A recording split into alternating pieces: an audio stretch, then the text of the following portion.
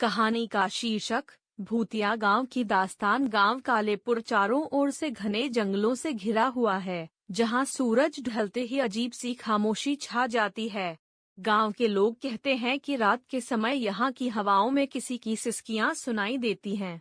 इस गांव में 50 साल पहले एक भयावह हादसा हुआ था, जिसमें गांव के मुखिया की बेटी चंद्रा की रहस्यमयी मौत हो गई थी।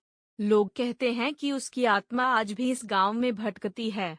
जो भी इस गांव की ओर रात में आता है, वह या तो वापस नहीं लौटता या फिर भूतों के डर से पागल हो जाता है। कहानी का मुख्य पात्र एक जिज्ञासु युवक विक्रम इस गांव के रहस्य का पर्दाफाश करने के लिए गांव में जाता है, लेकिन उसे नहीं पता था कि वह अपनी मौत को न्योता दे रहा है।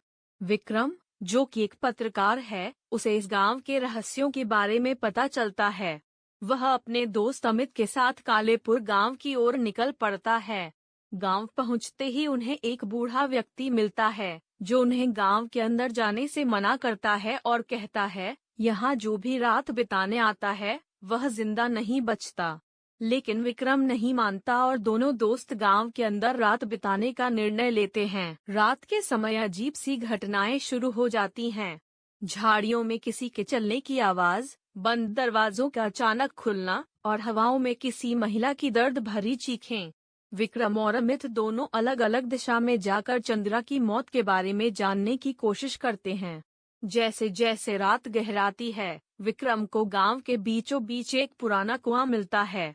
उसे कुएं के अंदर कुछ हलचल महसूस होती है।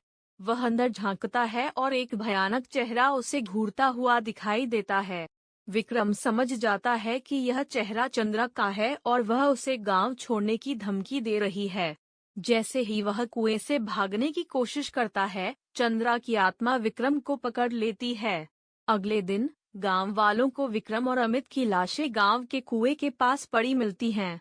विक्रम के हाथ में एक कागज होता है, जिस पर खून से लिखा होता है, यहाँ मत आना, नहीं तो तुम्हारा भी यही हश्र होगा।